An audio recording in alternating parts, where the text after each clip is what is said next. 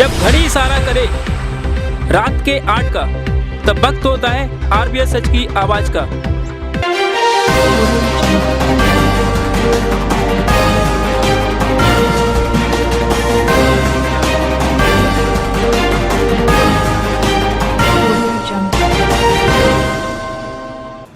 नमस्कार ग्वालियर, मैं हूं सीमा बिरला और आप देख रहे हैं RBS न्यूज सच की आवाज। क्या रहा आज हमारे ग्वालियर शहर का हाल, जानेंगे हम। पहले नजर डालते हैं आज की हेडलाइंस पर। डॉक्टर बिरला के घर में लगी आग, शासकीय छात्रावास में एक छात्रा के ऊपर गिरी दीवार, थाटीपुर थाना क्षेत्र में नवविवाहिता ने लगाई फांसी, महिला थाने में रात में पड़ जाता है ताला, युवक कांग्रेस ने मोदी सरकार के विरोध भी किया प्रदर्शन, सेना के शहीद जवानों का नाम लेकर कांग्रेस ने बारादरी चौराहे पर दिया धरना, आज शनिदेव महाराज का निकला चल समारोह, बड़ पूजा के अवसर पर महिलाओं ने किया उपवास और सीटू ने प्रेस कॉन्फ्रेंस कर मोदी सरकार पर साधा निशाना।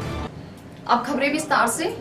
डॉक्टर बिरला के मकान में आग लग गई, सूचना पाकर फायर ब्रिगेड की गाड़ी ने उनके घर पहुंची। डॉक्टर बिरला के घर में लगी आग की सूचना पाकर फायर ब्रिगेड की गाड़ी उनके घर पहुंची और बड़ी मुश्किल से आग पर काबू पाया। डॉक्टर बिरला के मकान की किचन में लगी थी, जिससे किचन का फर्नीचर जलकर बुरी तरह राख हो गया और आग कैसे लगी इसका अभी खुलासा नहीं हुआ है।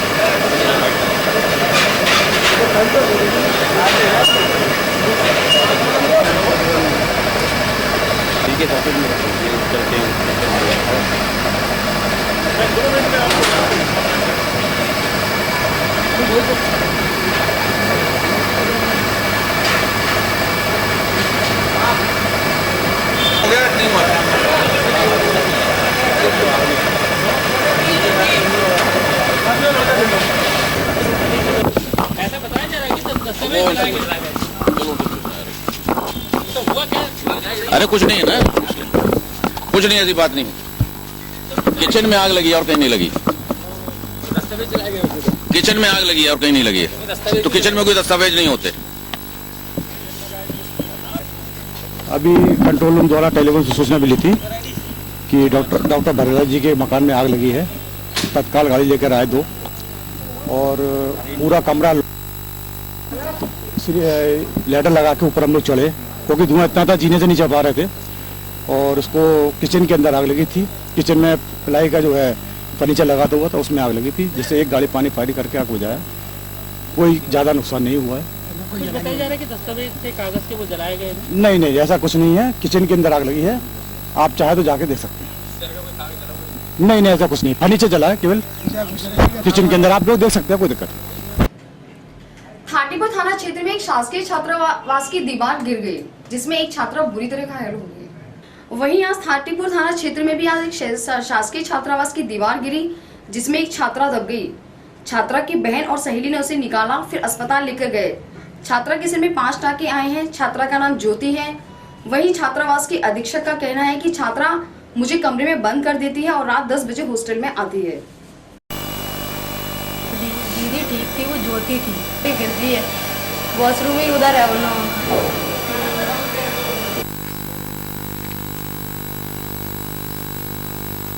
मैडम देखने नीचे से चली गई।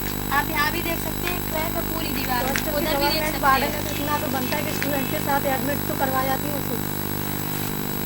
11:30 बजे। साढ़े 9 में ज्योति नाम है ना? ज्योति आ रही।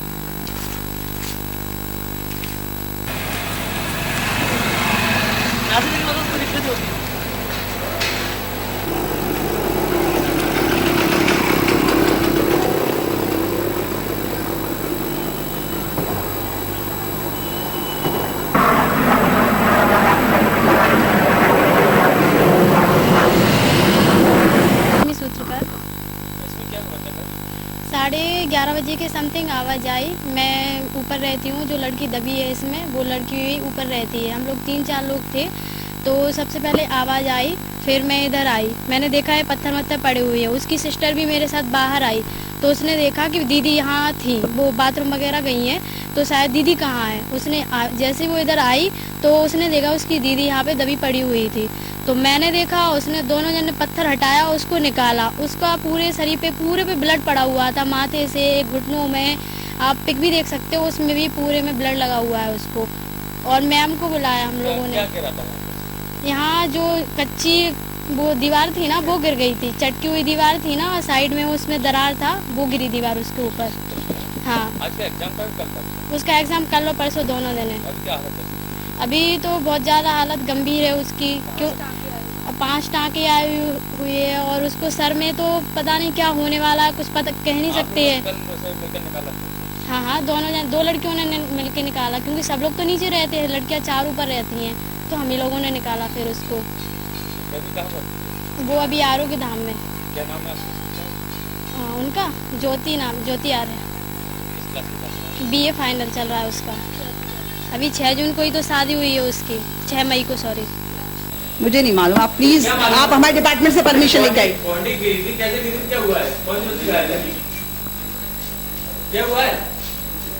हेलो, अपना नाम बताओ। कौन सा हॉस्टल है? कौन सा हॉस्टल है? क्या है? अरे कौन सा हॉस्टल है? आप बताइए ना। क्या करना? किस तरह का व्यवहार आपके साथ? लड़कियां अक्सर मुझे गालियां देती हैं और गंदा व्यवहार करती हैं मेरे साथ। मेरे को कमरे में बंद कर दिया गया था एक बार, सामान स्टोर रूम का ताला तोड़ा गया, पर कोई उसकी कार्रवाई नहीं की। लड़कियां इतनी हावी हो गई हैं यहाँ पे। कितने बजे भी ये लड़की जो बोल रही है रात को 10 बजे हॉस्टल में आती है, जबकि इसका कोई ऐसा नहीं है। लड़कियां बिल्कुल यहाँ झूठ बोलती हैं। लड़की है, बाकी लड़की बिल्कुल सही है। ज्योति BA कर रही है। BA कल नहीं कल है। हाँ, बिल्कुल सही है लड़की मेरी, बिल्कुल नहीं भरती है। मेरी पूरी बात हुई है मेरी लड़की से हर तरह से। आशा अग्रवाल जी, हाँ, अधीक्षक पद पे हुई है। थाटीपुर थाना क्षेत्र में आज एक नवविवाहिता ने फांसी लगा ली। थाटीपुर थाना क्षेत्र में ही आज एक नवविवाहिता ने फांसी लगा ली। बताया जा रहा है कि मृतिका का नाम अनीता जाटव है और उसकी 15 दिन पहले ही शादी हुई थी। पुलिस को उसका एक सुसाइड नोट भी मिला है, जिसमें उसने अपनी मर्जी से फांसी लगाने की बात लिखी है। पुलिस ने मामला दर्ज कर बॉडी को पोस्टमार्टम के लिए भेज दिया है।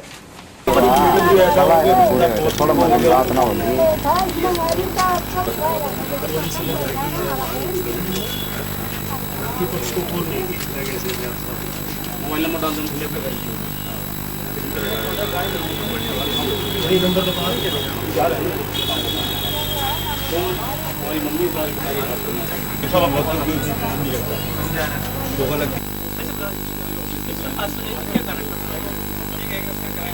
फांसी मृतका का पति वर्तमान में डाटा एंट्री ऑपरेटर के पद पर AG ऑफिस में पदस्थ है।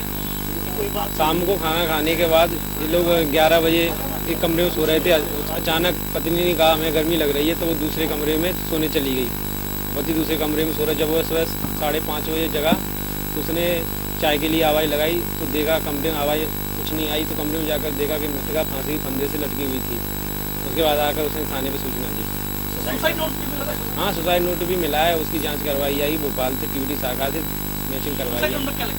वो कह रही थी कि मतलब बिजली की तार छूकर अपनी मर्जी से खुदकुशी कर रही हूँ, इसमें मुंशी का कोई दोष नहीं। ऐसा उसने कोई सुसाइड नोट में नहीं लिखा। महिला कहाँ की लड़की कहाँ की रहने वाली है? क्या नाम है उसका? अनीता देवी नाम है। वो हिसार हरियाणा की रहने वाली है। शादी कितना अभी हुई है इसी महीने 7 मई को। परिजनों में क्या आरोप है उस लड़की में? मुझे परिजन खड़े हैं, आप लोग पूछ रहे उसको नहीं तरह कोई आरोप बता हैं। आरोप क्या है, आपके सामने ही खड़े हैं।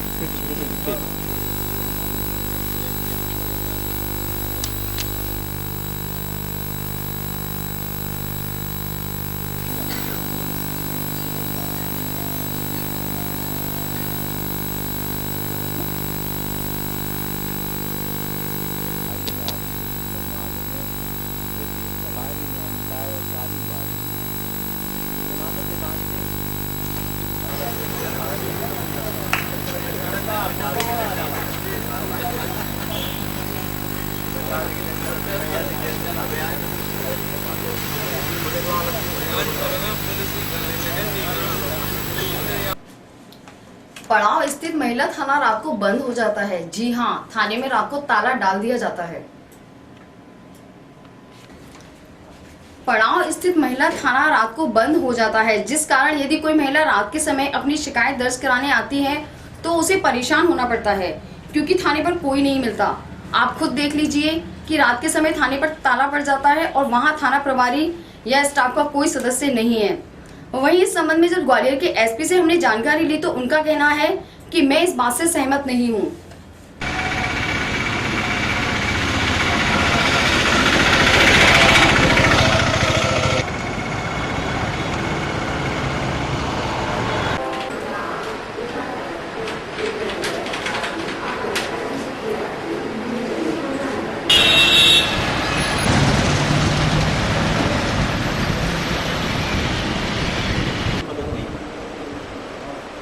मैं इससे सहमत नहीं हूँ। कभी कानून व्यवस्था की स्थिति के लिए या लॉ एंड ऑर्डर ड्यूटी के लिए टीम भेजी जाए तब होता है, अदरवाइज महिला थाना में हमारे जितने भी महिला बंदी पकड़े जाते हैं उनको रात को महिला थाना में रखते हैं, और भी कई बार संदिग्ध वगैरह आते तो उनको महिला थाना में रखते हैं। अगर नहीं कोई रहेगा तो फिर रखना संभव नहीं है।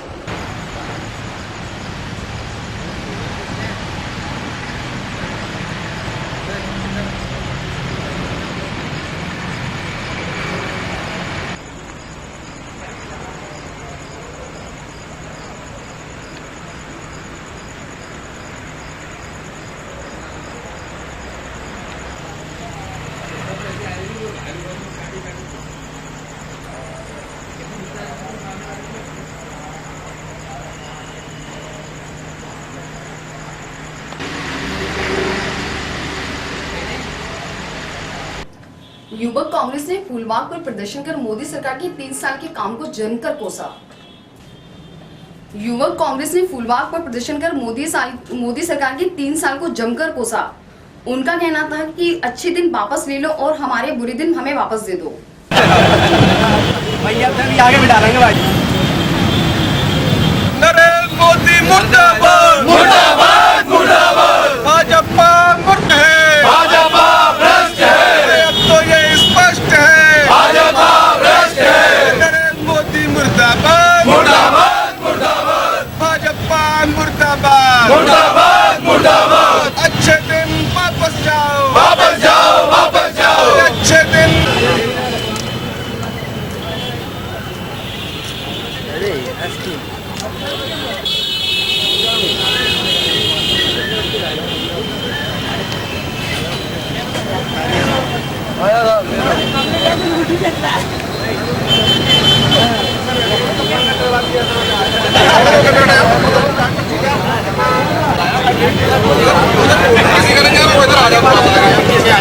इधर से सरगाओ।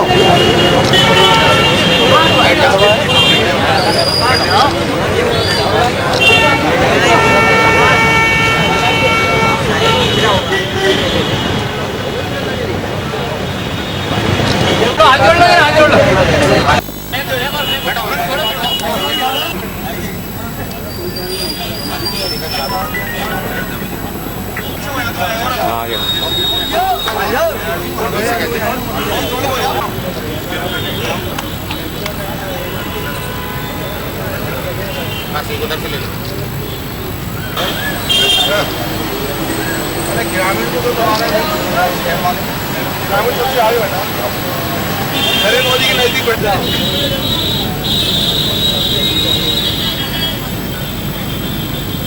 नरेंद्र मोदी मुर्दाबाद मुर्दाबाद मुर्दाबाद। अब तो ये स्पष्ट है, भाजपा भ्रष्ट है।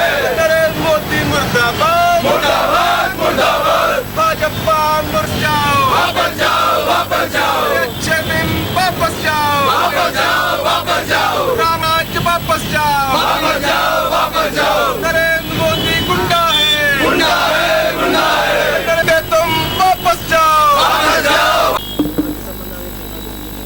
आज हमने हमारे देश के प्रधानमंत्री नरेंद्र मोदी की जो तीसरी सरकार के तीसरा जो वर्ष है, आज उसकी हमने पूर्ण तिथि, अच्छे दिन की पूर्ण तिथि मनाने का कार्यक्रम मनाया है। चूंकि नरेंद्र मोदी की सरकार जब देश में नहीं थी तो नरेंद्र मोदी ने एक नारा दिया था अच्छे दिन का, और कहा था कि मेरे आने के बाद देश में राम राज्य शुरू हो जाएगा, अच्छे दिन की शुरुआत हो जाएगी। पर जब से मोदी जी आए हैं, देश में अच्छे तो नहीं, बुरे दिनों की शुरुआत हो गई है, रावण राज्य की शुरुआत हो गई है। हमारा मोदी जी से आग्रह है, आज हमने इस विरोध प्रदर्शन के माध्यम से, पूर्ण तिथि के माध्यम से हमने कहा है कि मोदी जी अच्छे दिन आप अपने वापस ले लो और हमारे खराब दिन वापस कर दो, और हमारा जो राम राज्य पुराने समय में चल रहा था उसको वापस कर दो, क्योंकि आपके आने के बाद से देश में अराजकता का माहौल बना हुआ है। दाल, पेट्रोल, डीजल, खाद, आसमान, इनकी जो महंगाई है वो आसमान को छू रही है। हमने मोदी जी से आग्रह किया कि मोदी जी हमारे पुराने दिन वापस कर दो, और अच्छे दिन की आज हमने पूर्ण तिथि के रूप में आज हमने अपना विरोध प्रदर्शन किया है।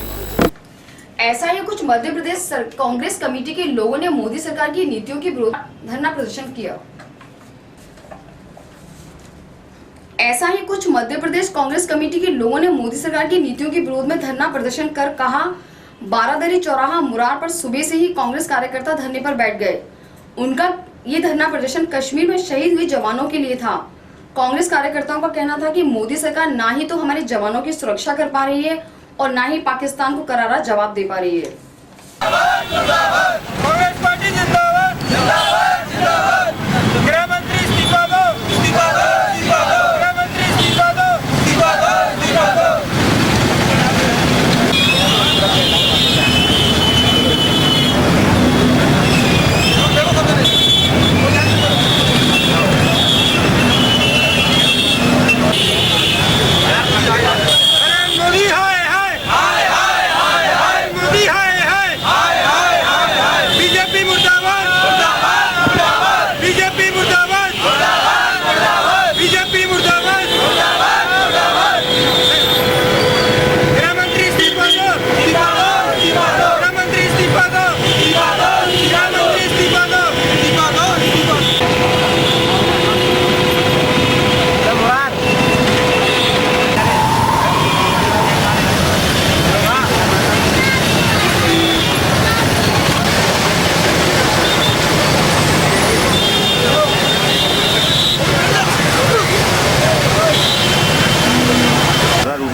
धरना दिया जा रहा है, क्या मांग कर रहे हैं और किस लिए धरना दिया जा रहा है?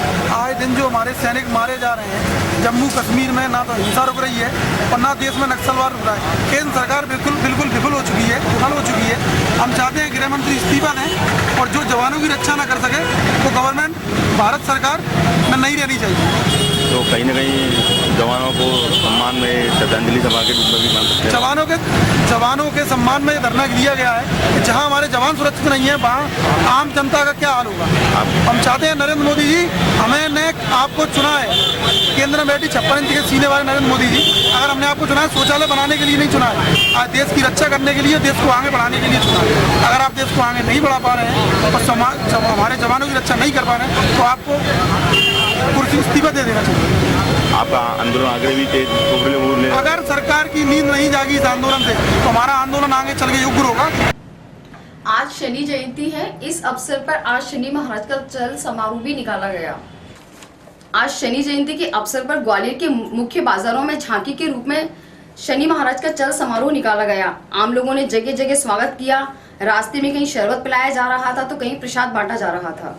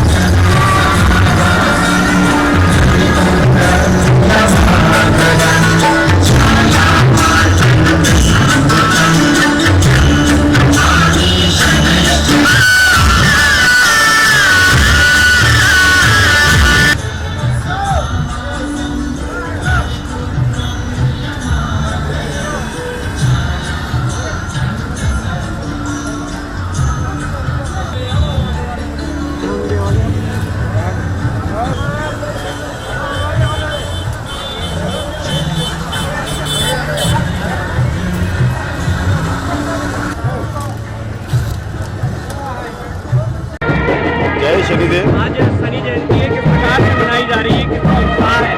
ये शनि जयंती है, पूरे भारतवर्ष में पहली बार मनाई जा रही है। ग्वालियर में किस तरीके से मनाया जा रहा है?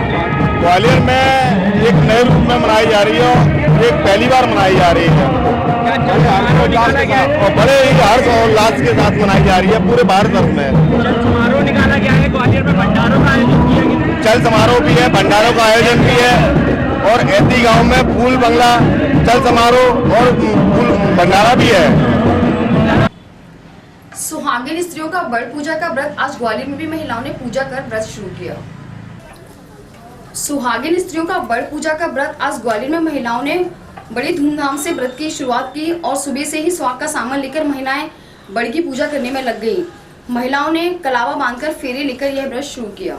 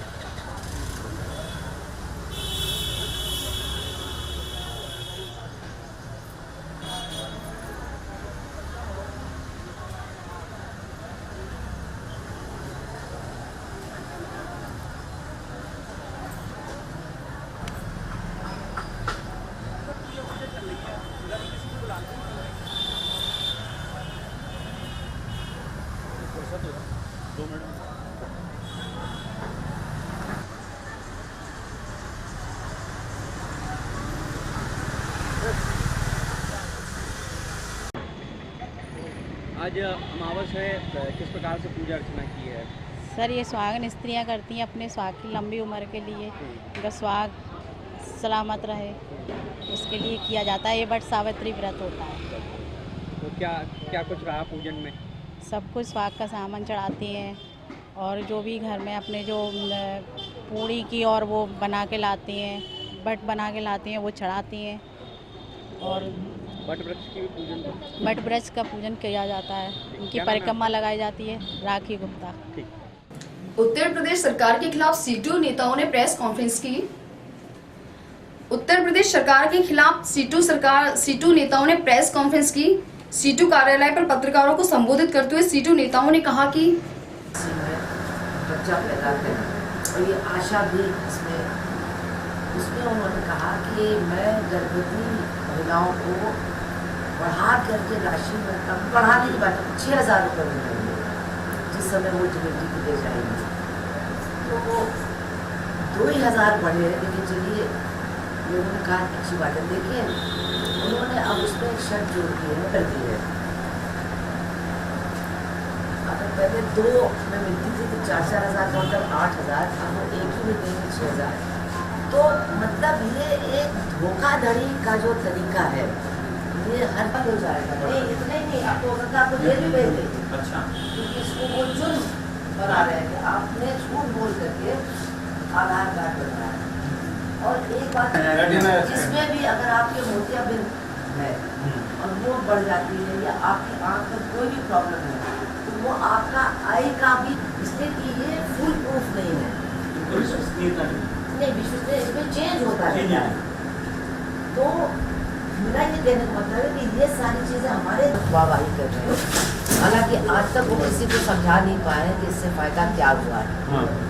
लेकिन अब जो सरकारी और जो रोजगार हो गए, तो एक तरफ तो कहा गया था कि रोजगार दिया जाएगा, लेकिन इसका ठीक उल्टा है। और वहाँ पर आदिवासी इलाका भी है, वहाँ पर जगह गई, वहाँ पर गाँव की कुछ आदिवासी महिलाओं को सरकार की तरफ से तीर्थ यात्रा करवाई जिस सहयोग से। तो कहने लगी कि काफ़ी दूर उनको पैदल भी चलना पड़ा, मतलब तीर्थ यात्रा करते जाने के लिए और लौटने के लिए। तो कह रही थी जितना पैसा ये लोग इस पर खर्च कर रहे हैं, अगर इसमें हमको काम दे और समय से मजदूरी दे तो ज़्यादा अच्छा होगा। हमको वहाँ ले गए, ठीक है, हम लोग घूम के चले आए, लेकिन हमारे भूख की समस्या का समाधान नहीं हुआ है। तो वहाँ मैं आपको बताऊँ, जगह ही ब्लॉक है, उस ब्लॉक का गाँव है। मतलब अभी आपने कहा कि उत्तर प्रदेश में योगी के मुख्यमंत्री बनते ही जातीय टकराव बढ़ा। सहारनपुर की घटना को भी आपने दुर्भाग्यपूर्ण बताया है, वहाँ पे दलितों के घर जलाए। ऐसा है ना कि योगी जी के मुख्यमंत्री बनने के बाद ही उनका जो एक विशेष संगठन है हिंदू युवा वाहिनी, वो बहुत सक्रिय हो गया और उन्होंने कई इलाकों में काफ़ी उपद्रव भी मचाया और अब वो पूरे उत्तर प्रदेश में फैल गया है। और उसमें तमाम लोग जो उनके बिरादरी के सदस्य हैं, उनकी जाति के हैं, वो उसमें बहुत सक्रिय होकर के आगे बढ़ कर के जो भी उनका काम है, उनकी गतिविधियाँ उसको कर रहे हैं। अभी जो हाल में सहारनपुर में हुआ, उसको भी हम लोग इसी रूप में देखते हैं कि योगी के आने के बाद केवल सांप्रदायिकता को लेकर के ही नहीं, बल्कि जाति वर्चस्व को लेकर के भी कुछ लोगों का समाज के अंदर मन बहुत बढ़ गया है। इसके साथ साथ सहारनपुर में 20 अप्रैल को जब एक भाजपा के सांसद के नेतृत्व में भीड़ ने एसएसपी के घर पर हमला किया और उनके खिलाफ मुकदमे दर्ज किए गए, तो उनके ऊपर कोई एक्शन नहीं हुआ, बल्कि एसएसपी और डीएम का ही ट्रांसफ़र कर दिया गया। इससे भी एक संदेश उत्तर प्रदेश के प्रशासन को निश्चित रूप से गया और इसका असर हमको सहारनपुर में देखने को मिलता है। 20 अप्रैल को घटना घटी, उसके बाद 5 मई को शब्बीरपुर गांव में दलितों के ऊपर हमला हुआ एक ख़ास जाति की समूह की तरफ से। उनके 58 घर बिल्कुल। आज की खबरों में बस इतना ही। कल हम आपसे फिर मिलेंगे सेम टाइम सेम चैनल। तब तक के लिए नमस्कार, धन्यवाद।